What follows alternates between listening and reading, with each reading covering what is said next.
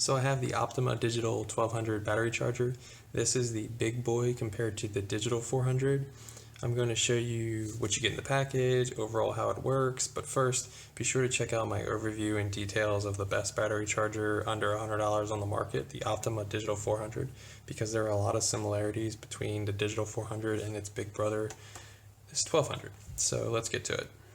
Looking at the device itself, it features a battery charge gauge, a bunch of quick selection buttons, a light for temperature control right here. It basically tells you, or it can help determine what temperature you're working in, and if you're in a garage or it's outside, and it'll make the charger work better for you.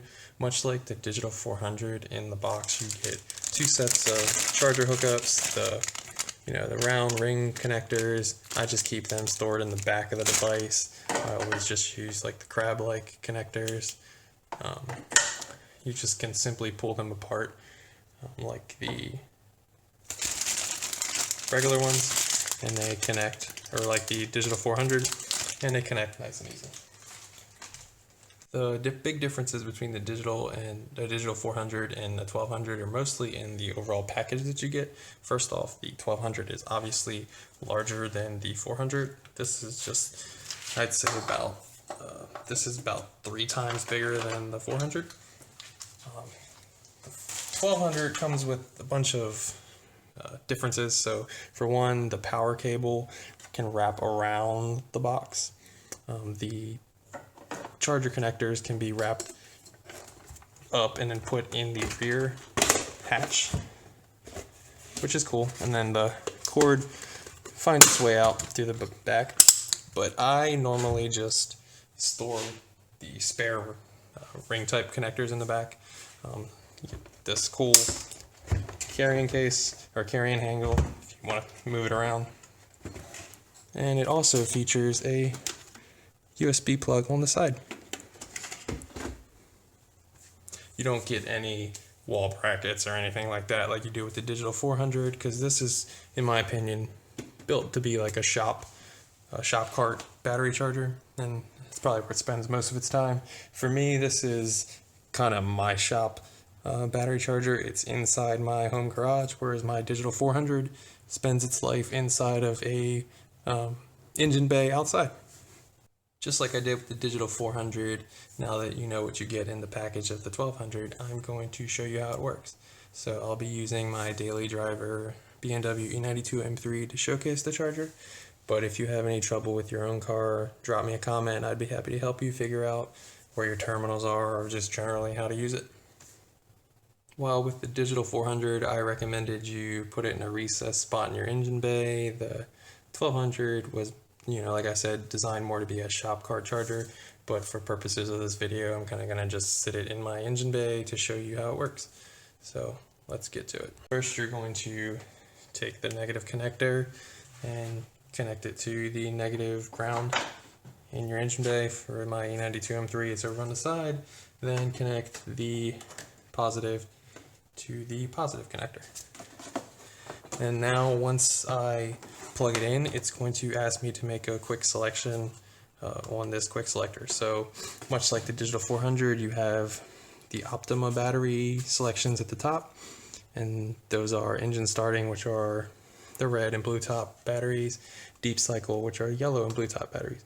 Then there's also, for standard normal batteries, a motorcycle setting and an auto marine setting, and I'll be choosing this one for my car.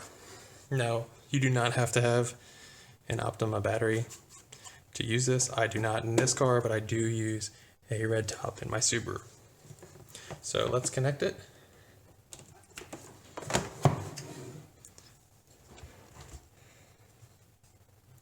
Turn the backlight off.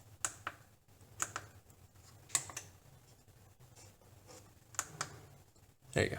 So you can see what it's doing. So as with the 400,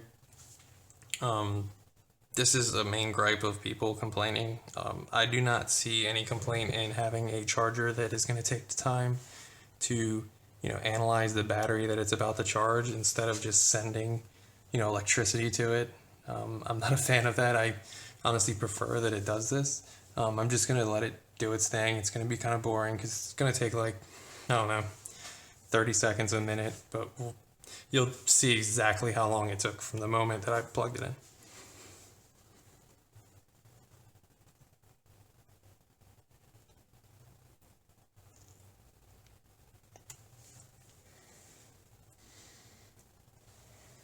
Once it does do its analyzing, it will tell me exactly the charge level of my battery. Down here it'll tell me the volts and amps of the battery, and where it says analyzing battery right now, it'll tell me what it's doing, whether it's charging it, maintaining it, and in this case it'll probably say charging or maintaining large 12-volt battery.